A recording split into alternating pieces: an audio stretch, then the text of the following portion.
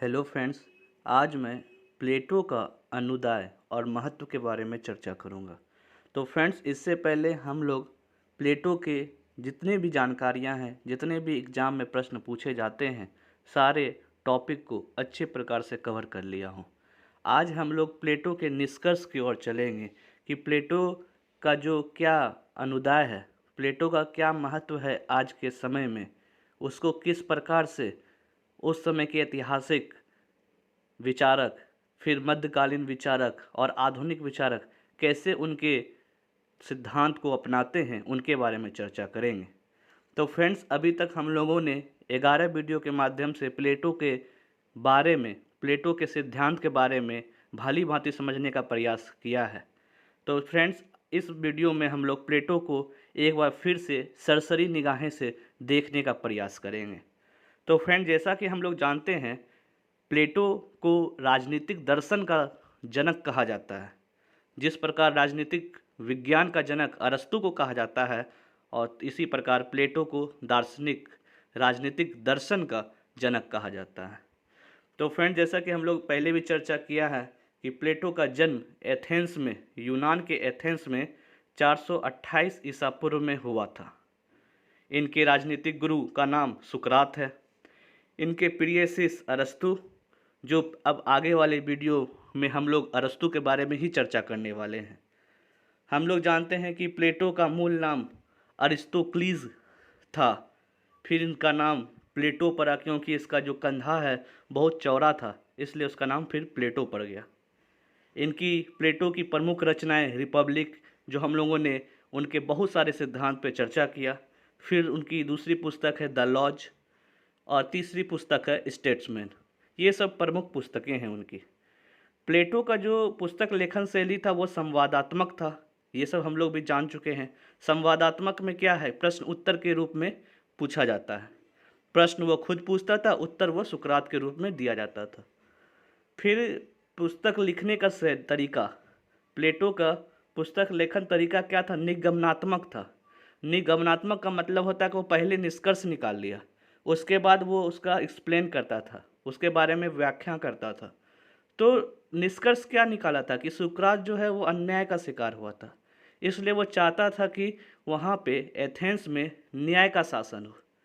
इसलिए उन्होंने जितने भी सिद्धांत थे, जितने भी कानून थे, सबको वो क्या किया, निष्कर्ष उसका नकारात्मक ही निकाला। फिर हम लोग जानते हैं कि प्लेटो का मृत्यु 347 ईसा पूर्व यानी कि 81 वर्ष में इनकी मृत्यु हो गई। तो फ्रेंड्स, हम लोगों ने सरसरी निगाहें से एक बार उनके जीवनी को भली भांति देख लिया है कि एग्जाम पॉइंट ऑफ व्यू से क्या क्या इंपॉर्टेंट है, आपको प्लेटो के बारे में क्या क्या पता होना चाहिए। तो फ्रेंड्स, अब हम लोग आगे चलते हैं, प्लेटो का जो रिपब्लिक पुस्तक है उसके बारे में चर्चा करते हैं। तो फ्रेंड्स, प्लेटो का जो रिपब्लिक पुस्तक है, जो कि यूपीएससी, बीपीएससी और अदर पीसीएस एग्जाम में यहाँ के जो सिद्धांत है, इससे डायरेक्ट क्वेश्चन पूछे जाते हैं। जैसे प्लेटो का न्याय सिद्धांत, हम लोगों ने एक वीडियो के माध्यम से न्याय सिद्धांत को समझा। फिर प्लेटो का शिक्षा सिद्धांत को समझा। फिर हम लोगों ने 2 वीडियो के माध्यम से साम्यवाद सिद्धांत में संपत्ति साम्यवाद और परिवार साम्यवाद को समझा। फिर हम लोगों ने दार्शनिक राजाओं का शासन के बारे में समझा। फिर अंत में हम लोग आदर्श राज का सिद्धांत को भी भली भांति समझा। तो प्लेटो क्या चाहता था, दार्शनिक राज्य चाहता था। प्लेटो चाहता था कि आदर्श राज हो, आदर्श राज में दार्शनिक राजा हो, वह उनके साम्यवाद हो उसमें, फिर उसमें क्या शिक्षा हो।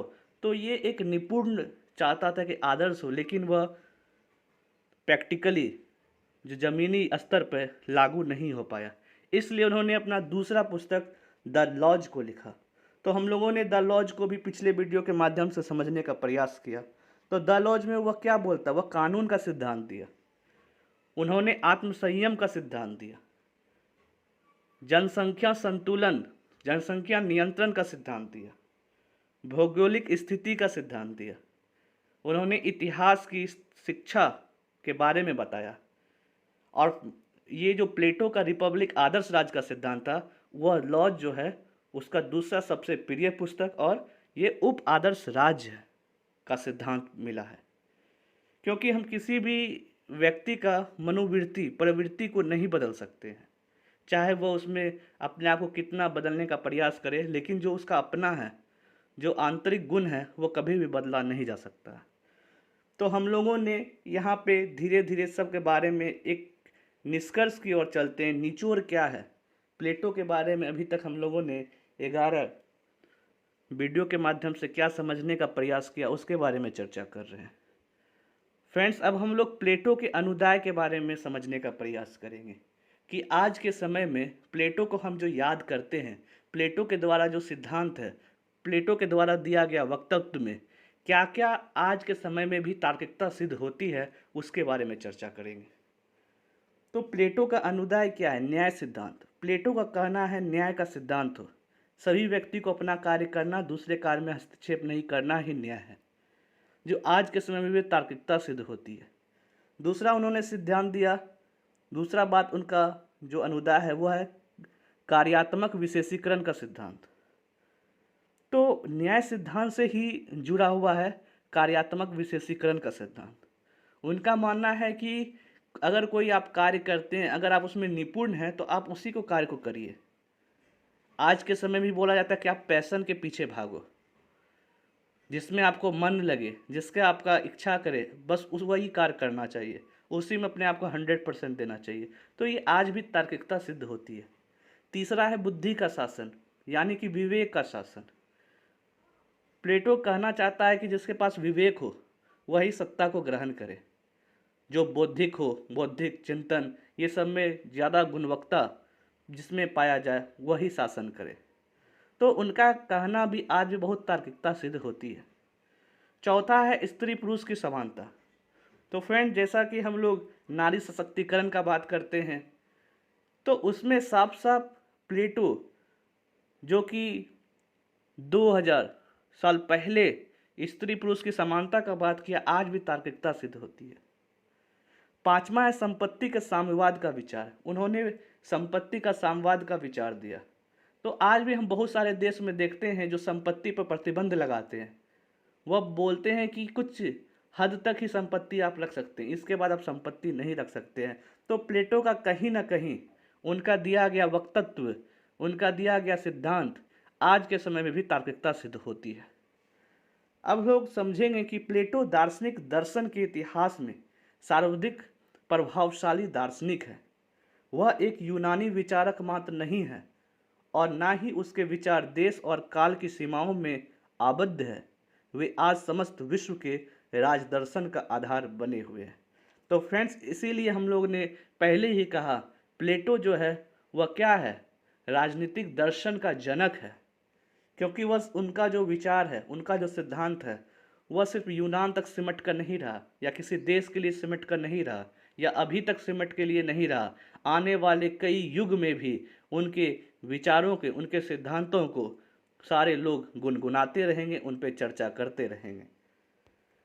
तो फ्रेंड्स, अब हम लोग समझेंगे कि जो प्लेटो का जो सिद्धांत है, जो हम लोगों ने प्लेटो के बारे में पढ़ा, वह इतना तार्किकता था, उसमें इतना दम था कि आगे आने वाले जितने भी विचारक हैं, उन्होंने अपनी पुस्तक, अपने विचारधारा में प्रयोग करने का प्रयास किया। जैसे कि हम लोग बात करते हैं सर थॉमस मूर। सर थॉमस मूर एक विचारक हैं। उन्होंने अपनी पुस्तक यूटोपिया में रिपब्लिक का प्रभाव लक्षित होता है। जो उन्होंने पुस्तक लिखा उसमें रिपब्लिक का सीधा सीधा प्रभाव देखने को मिलता है। इसका मतलब कहीं ना कहीं प्लेटो का जो रिपब्लिक है तार्किकता है, तभी ना सर थॉमस मूर ने उन्हें प्रयोग किया। दूसरा विचारक है सिसरो। उन्होंने एक पुस्तक लिखी है दी रिपब्लिका, जो बहुत ही फेमस है। तो उसमें क्या लिखा है? उसमें है प्लेटो की रचना का उल्लेख मिलता है। प्लेटो जो रचना किया रिपब्लिक का, प्लेटो ने जो रचना किया है द लॉज का, उसका उल्लेख मिलता है। तीसरे विचारक है सेंट ऑगस्टाइन। तो प्लेटो की जो रिपब्लिक की सहायता से देवी राज्य की कल्पना के चित्रित किया। तो फ्रेंड, जैसा कि हम लोग कुछ दिन के बाद ये भी पढ़ेंगे कि राज्य का उत्पत्ति कैसे हुआ, तो उसमें हम लोग सेंट ऑगस्टाइन के देवी राज्य सिद्धांत को भी समझने का प्रयास करेंगे। तो उन्हें देवी राज का कल्पना कैसे आया, वो रिपब्लिक पुस्तक से ही कल्पना आया। तो ये सब जो जितने भी विचारक आ रहे हैं, सारे विचारक क्या हैं कि कहीं न कहीं उनसे प्रभावित हैं। इसीलिए हम प्लेटो को आज भी हम लोग पढ़ते हैं। अगर हम मध्यकालीन युग का बात करें तो दांते का बात करें तो उन्होंने एक पुस्तक लिखी है डी मोर्निका। डी मोनार्किया में बहुत अंशों में प्लेटो से प्रभावित है। उसमें जो कुछ बातें लिखी है वह प्लेटो से बहुत हद तक प्रभावित है। और अगर हम आधुनिक जो विचारक हैं, राजनीतिक विचारक हैं, जैसे कि रूसो है, हीगल है, तो उनमें भी क्या प्लेटो का सर्वाधिक प्रभाव देखा जा सकता है। तो हम लोग कुल मिलाकर क्या कर सकते हैं, जितने भी क्रांतिकारी हैं, आदर्शवादी या समाजवादी विचारधारा है, सबके जनक हम किसको कहेंगे? प्लेटो को ही कहेंगे। तो इसलिए हम लोग लिखे हैं आगे कि वास्तव में प्लेटो को एक साथ ही क्रांतिकारी, आदर्शवादी और समाजवादी विचारधारा का जनक कहा जा सकता है। इसमें कोई दोहराई नहीं है। यह इसलिए भी कहा जा सकता है, प्लेटो की जो रचना है रिपब्लिक, यदि आदर्श राज का प्रतिनिधित्व करती है तो द लॉज यथार्थ और वास्तविकता का प्रतिनिधित्व करती है। तो फ्रेंड, जैसा कि हम लोगों ने पिछले वीडियो में भी चर्चा किया कि रिपब्लिक जो है वह स्वर्गलोक में ही विद्यमान हो सकता है, और द लॉज जो है वह व्यवहारिकता है, वास्तविकता है, वो इस लोक में भी विद्यमान होगा। तो फ्रेंड्स, अब अनुदाय के रूप में प्लेटो का क्या अनुदाय है, उसके बारे में डॉक्टर विश्वनाथ प्रसाद जी ने क्या कहा है, उनके बारे में हम लोग जानने का प्रयास करेंगे। उन्होंने कहा कि यूरोपीय चिंतन के इतिहास में प्लेटो का इतना व्यापक प्रभाव रहा है कि वह निरा व्यक्ति ना होकर एक परंपरा और प्रतीक के रूप में हमारे सामने आते हैं। तो फ्रेंड्स, उन्होंने डॉक्टर विश्वनाथ प्रसाद वर्मा ने कहा कि जो प्लेटो है सिर्फ यूरोपीय देश का केवल एक व्यक्ति, नीरा का मतलब होता है केवल व्यक्ति ना होकर एक परंपरा है, और हम प्रतीक के रूप में हमारे सामने आते हैं। वो हमारे लिए एक दर्शन है, और उनके आध्यात्मिक और नैतिक विशिष्ट की जो परंपरा उसने प्रतिपादित की है, वह उसे शंकराचार्य, दांते और कांट की श्रेणी में स्थान दिलाती है। तो फ्रेंड्स, उन्होंने बहुत बड़ी बात कहा है। प्लेटो का जिस प्रकार का आध्यात्मिक था, उनका नैतिक विशिष्ट था, तो जो परंपराओं का उन्होंने प्रतिपादन किया, जो उस समय, अब आज के समय में जो शंकराचार्य है या दांते हैं या कांट है, जिस प्रकार से उनको जाना जाता है आध्यात्मिक के लिए, वह उनके साथ ही साथ में स्थान देता है प्लेटो को। अगर हम प्लेटो की महत्ता का बात करें तो एक विचारक है मैक्सी। तो फ्रेंड्स, जितने भी इसके आलोचनात्मक हैं या आलोचनाएं करते हैं, उन्होंने बहुत बड़ी बात कही है ये मैक्सी ने। उनका कहना है कि प्लेटो की रचनाएं 24 शताब्दी बीत जाने के बाद आज भी आदर के साथ पढ़ी जाती है, इनसे प्रेरणा ग्रहण की जाती है और इनके आधार पर अपने मतों की पुष्टि की जाती है। किसी विचारक की अमरता और महत्ता का इससे अधिक प्रबल प्रमाण नहीं मिल सकता है।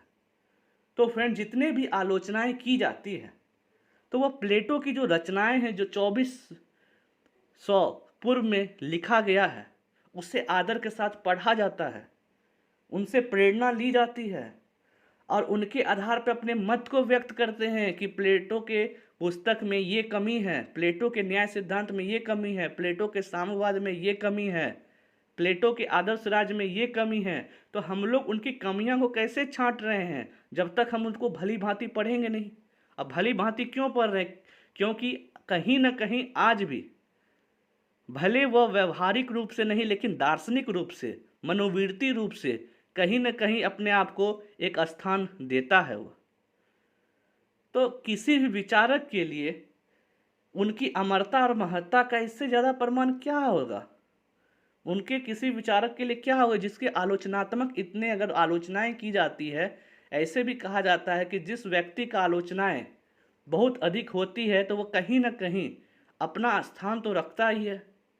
और इन्होंने जो अपनी रचनाएं की 2400 शताब्दी, मतलब कि 2400 अगर पीछे जाएं तब वहाँ पे हम लोग जाके देखेंगे कि उस समय का क्या माहौल है, उसके ऊपर से हम कल्पना करेंगे कि उस समय का क्या स्वरूप था, उस समय का क्या दिशा था, उसके बारे में हम लोग चर्चा करेंगे। तो फ्रेंड्स, अंत में दो विचारक का नाम लेना चाहूँगा। एक है कैटलिन। कैटलिन ने प्लेटो को दर्शन का पोप कहा है। यह बहुत बड़ी बात है कि दर्शन का पोप। पोप जो होता है वो क्या क्रिश्चियन के जो उसमें रहते हैं उन्हीं को पोप कहते हैं, जैसे कि मंदिर में पुजारी होते हैं। उसी प्रकार जो क्रिश्चियनिटी होता है, क्योंकि ये यूरोपियन देश से है, तो उन्हें दर्शन का पोप कहा है, मतलब दर्शन का ज्ञाता है वो। और एक और विचारक है एमर्सन। उन्होंने कहा है प्लेटो दर्शन है और दर्शन प्लेटो है, मतलब कि प्लेटो से ही दर्शन निकला और दर्शन से ही प्लेटो है। इसीलिए ना प्लेटो को राजनीतिक दर्शन का जनक कहा जाता है। तो फ्रेंड्स, हम लोगों ने इस वीडियो के माध्यम से प्लेटो के बारे में सब कुछ जानने का प्रयास किया है। अब हम लोग अगले वीडियो के माध्यम से अरस्तु के बारे में चर्चा करेंगे। तो फ्रेंड्स, मिलते हैं अगले वीडियो के साथ। तब तक के लिए thank you and have a nice day.